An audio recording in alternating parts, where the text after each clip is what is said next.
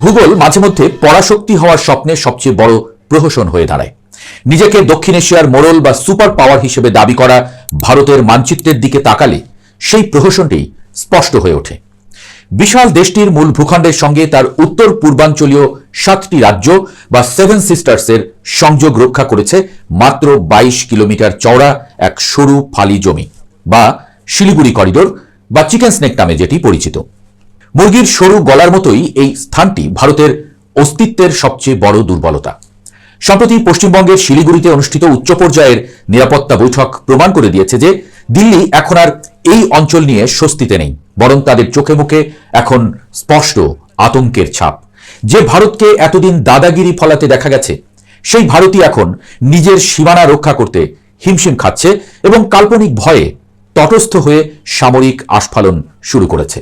শিলিগুড়ির এই বৈঠককে স্থানীয় পুলিশ কমিশনার রুটিন বলে চালিয়ে দিতে চাইলেও বাস্তবতা মোটেও সেরকম নিরীহ নয়।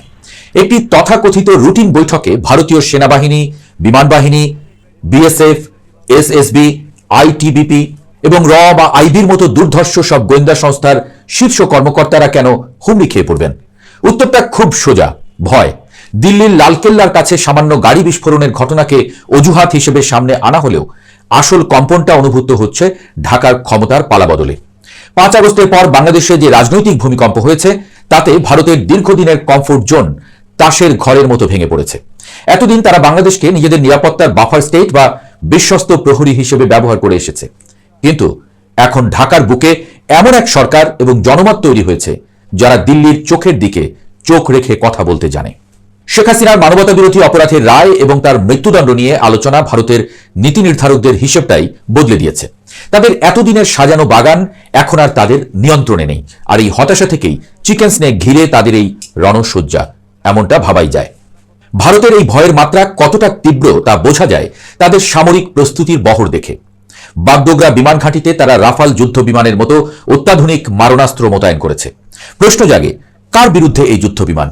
নেপাল বা ভুটানের মতো শান্ত দেশের বিরুদ্ধে নিশ্চয়ই নয়। তবে কি এই প্রস্তুতি বাংলাদেশের জন্য? সীমান্তে কৃত্রিম বুদ্ধিমত্তা বা এআই প্রযুক্তি বসানো, ট্রেনের বগিতে সশস্ত্র কমান্ডো মোতায়েন এবং আকাশ প্রতিরক্ষা ব্যবস্থা জোরদার করার মাধ্যমে ভারত মূলত নিজের দুর্বলতাই প্রকাশ করছে। তারা বুঝতে পারছে প্রতিবেশী দেশগুলোর উপর জবরদস্তি করে আর টেকা যাবে না। বিশেষ করে বাংলাদেশের লালমনিরহাট নিয়ে ভারতের মাথা ব্যথা এখন চরমে। লালমনিরহাটে বাংলাদেশ বিমান বাহিনীর ঘাঁটি এবং সেখানে ভবিষ্যৎ সামরিক অবকাঠামো উন্নয়নকে ভারত নিজের অস্তিত্বের জন্য হুমকি হিসেবে দেখছে। আন্তর্জাতিক নিরাপত্তা বিশ্লেষকদের মতে লালমনিরহাটে যদি আধুনিক যুদ্ধ বিমান বা শক্তিশালী রাডার সিস্টেম বসে, তবে ভারতের চিকেন স্নেক কার্যত বাংলাদেশের হাতের মুঠোয় চলে আসবে। চীন বা পাকিস্তান থেকে কেনা যুদ্ধ বিমান যদি এই ঘাঁটিতে মোতায়েন করা হয়, তবে শিলিগুড়ি করিডোর বিচ্ছিন্ন করতে মাত্র কয়েক মিনিট সময় লাগবে। এই ভয়েই ভারত এখন পাগল প্রায় হয়ে সীমান্তে নজরদারির নামে কার্যত যুদ্ধের মহড়া দিচ্ছে।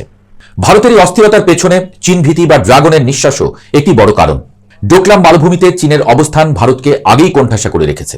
এখন বাংলাদেশের সাথে চীনের ঘনিষ্ঠতা এবং সামরিক ও অর্থনৈতিক সখ্যতা ভারতকে স্যান্ডউইচ হওয়ার আতঙ্কে ফেলে দিয়েছে।